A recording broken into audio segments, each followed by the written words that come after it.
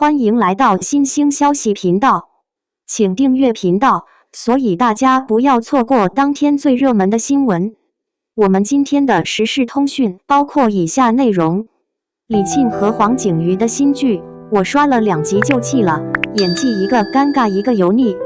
當年《楚喬傳》熱播的時候，我一直覺得李沁是有演技的，至少在一眾小花裡，她算是少有的演技與顏值雙在線的藝人。直到《愛上特種兵》這部劇的開播，徹底打破了我對李沁的認知。這喋喋不休、擠眉弄眼、肢體浮誇的女演員，真是李沁？拿的明明是和馬思純在《你是我的城池營壘》裡一樣的人設，都是醫生，都是被男主英雄救美，為什麼最後拍出來卻是一起來看流星雨的效果？而李沁的演技也堪稱教科書式的泥石流，和18歲的鄭爽完全有得一拼。軍醫加特種兵的組合，本以為會是內地版的《太陽的後裔》，不想卻是一出爛大街的古早偶像劇。打開豆瓣，前排都是5星尬吹，而後面的1星，算是說出了大多數觀眾的心聲。看到這不禁要問，為什麼一部熱度這麼高的劇，播出來卻是這種效果？01狗血降智的劇情是硬傷，不怕不識貨，就怕貨比貨。這部改編自折紙螞蟻小說《軍裝下的繞指柔》的電視劇《愛上特種兵》，實際從本質來說，它和我的城池營壘一樣，都是老套的甜寵愛情劇。可觀眾肯買城池營壘的賬，柯米卡和邢克磊這對 CP 喝得上頭。但對這部戲，尤其是夏初和梁木澤這對 CP 卻看得如鯁在喉，尬得可以摳出1棟別墅。問題出在哪？關鍵還是劇情太狗血了，狗血的想讓人爆粗口。第1集李沁飾演的夏初剛登場時，的確有被李沁的顏值和氣質驚豔到，尤其電視劇加的電影質感濾鏡，讓夏初騎自行車的這個畫面就像初戀一般勾起了青春的回憶。但隨即而來的男女主相遇的橋段，就讓人尬得一口氣險些提不上來。女主夏初正要用餐時，卻被旁邊和別人比賽憋氣的男主掃了興致，對方一抬頭一吐水，那些水就像長了眼睛似的，直往夏初和他的食物裡撲。夏初氣急敗壞之下，先是操着一口怪味英語質問男主是否是中國人，得到肯定後，就開始大罵對方沒有素質，而男主也毫不示弱，反諷刺夏初矯情。雙方僵持不下之時，以夏初潑了男主旁邊兄弟一杯水收尾，莫名其妙結下梁子，又莫名其妙潑水，然後再有炮灰莫名其妙被潑了一臉水。看到這，已經嗅到了一股濃濃的一起來看流星雨氣息，而後面的劇情就更加毀三觀。夏初在被恐怖分子劫持時，是男主率領他的隊友英雄救美，但不成想男主兄弟卻因為救夏初險些喪命。氣憤填膺的男主頓時化身為自負、強勢的霸道總裁，指着女主夏初的鼻子罵，因為她的愚蠢，讓他的隊友重傷。而女主夏初也是骨骼清奇，被男主一通教訓後，不是據理力爭，也不是息事寧人，而是血氣上湧，抓着男主要他道歉。那逼着對方道歉的語氣，真是像極了多年前的楚雨前。這還不算什麼，關鍵是後面真是超級辣眼睛。男主二話不說，直接就將女主夏初的白大褂當繩綁了。黃景瑜霸總的臉紅心跳沒感覺到，倒是被撲面而來的油膩感逼到窒息。這麼自信又這麼無知的套路，編劇你是怎麼想的？你以為就這樣完了？太天真了。之前的劇情只是預熱，後面才算是放了真招。先是來了個極其狗血的偶遇，茫茫人海中吃個飯被人拼桌，而這個人正好就是女主。然後又來了一個極其不能接受的同居，最後光同居不夠，還了一出戀愛協議。這個劇情沒有你看不到的狗血，只有你想不到的狗血。02，劇情設定充滿了 bug。第1集裡，女主夏初被歹徒挾持，差點命懸一線。被救出來時，不論是妝容還是頭髮，都十分狼狽。而營救夏初的過程中，男主的一名部下為了救她，被子彈打中，情況十分危急。這時候放慢看，女主夏初是趴在傷者身上幫他按住傷口，並保持這個姿勢一路進手術室。但後面經過了幾個小時的手術，女主再出來時，又還是變回了那個精緻的女軍醫。除此之外，還有一個 bug， 那就是黃景瑜飾演的男主為了救人質，是炸通了大廳那層樓板，以出其不意的姿態攻了對方一個措手不及。炸的時候，不僅支撐樓板的柱子倒塌了，就連懸在上面的燈也碎了。但等女主從手術室出來，剛才還一片狼藉的大廳，又以光速恢復了從前的富麗堂皇。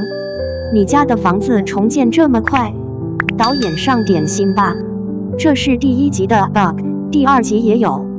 女主回國後一直找不到合適的房子住，然後她母親的閨蜜就找到夏初，說自己的房子可以暫時借給她住。雖然中間說了會有室友，但她不知道是男主。但她不知道，可自家母親和所謂阿姨是知道的啊。就這樣，他們還故意誆騙夏初一個單身女性去和另一個單身男性合住。這不是腦子進水了，就是腦子有病。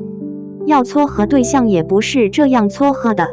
而且關係是好閨蜜的倆人，他們的孩子又怎會不認識？這女主回到自己房子，發現有人在洗澡，於是以為進賊開始防備的戲碼，真的都快演爛了。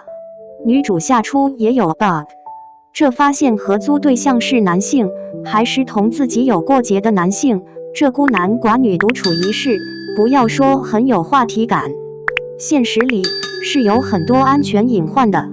但凡正常的女性碰到這樣的局面，都會立即搬出來。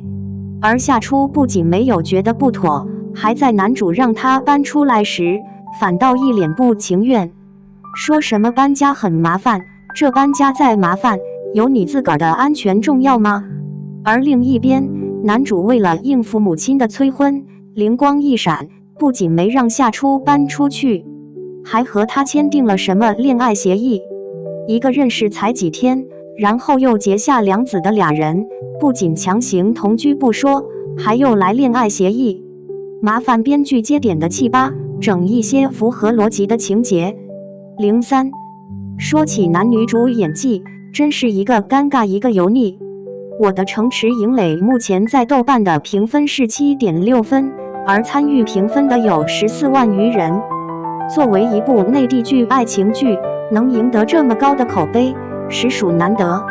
這部劇能獲得觀眾追捧，除了有符合邏輯的戀愛輕喜劇情，還有經得起推敲的情節設定。但最關鍵的加分項還是要回歸到演員。本來白敬亭和馬思純倆人站一起，不僅毫無 CP 感，再因為白敬亭的娃娃臉，讓他們更像是姐弟而非戀人。但沒有 CP 感不要緊，演出 CP 感就行。劇裡倆人的感情線不是一蹴而就，編劇給予了很多鋪墊，幾次生死方才確定心意。劇情是舒適且合乎常理的。再來看倆人演技，馬思純開頭那段被綁架戲，哭得連鼻涕都出來了，這才是人間真實。而在這整部劇裡，馬思純妝感很淡，很多場景裡幾乎都是素顏。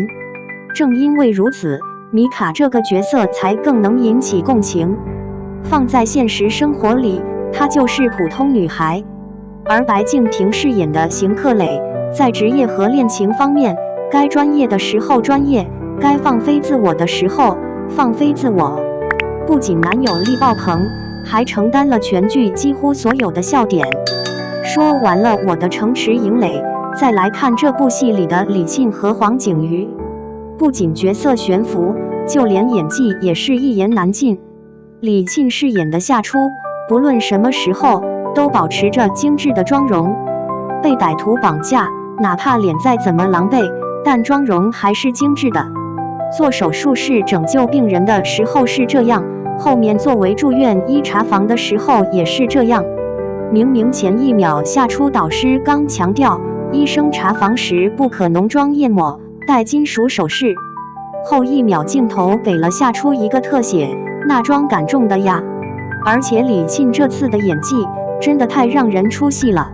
頭2集除了面對歹徒讓人感覺到有些演技外，其他時候都是垮的。尤其在和男主黃景瑜演對手戲時，要多尷尬就有多尷尬，擠眉弄眼，手舞足蹈，喋喋不休，簡直就是一智商欠缺的傻白甜。同樣是狗血的劇情，一不小心撿到愛的趙露思演的都比他順眼。再看到女主夏初對着夜空喊出的那句"所有打不死我的，只會讓我變得更強大"，我虎軀一震，這哪裡是李沁，分明就是陸小葵。再來看男主黃景瑜，什麼人設邏輯先不提了，反正提了也是各種 bug。就單純來看演技，這一言不合就脫衣服、光膀子，到底是來演戲還是當健身房秀身材？劇名叫什麼愛上特種兵，直接叫愛上健身房教練好了，以為這樣就能體現特種兵的強勁，還有讓觀眾覺得男友力爆棚。不好意思，只感覺到了油膩，還是那種讓人窒息的油膩。這特種兵練出來的肌肉是這樣，算我輸。在劇裡，黃景瑜飾演的梁木澤全程都繃着一張臉，那張臉上寫滿了我很不好惹。明明是特種兵人設，但走的卻是霸總路線。白敬亭演邢克磊時，演技是收着的，他演出來的特警不僅沉穩，還很幹練，關鍵時刻一點也不含糊。但黃景瑜演的特種兵，不要說精髓，就連氣質都沒能模仿到，而且還用力過猛，以致油氣外露。哪一個特種兵會對女生動手動腳？黃景瑜說台詞還有一個嚴重問題，那就是失音。有這樣一個台詞問題，再來看他和李沁的對手戲，真是槽點滿滿。本來還想着補個劇荒，不想刷完2集就直接棄了，實在是太爛了。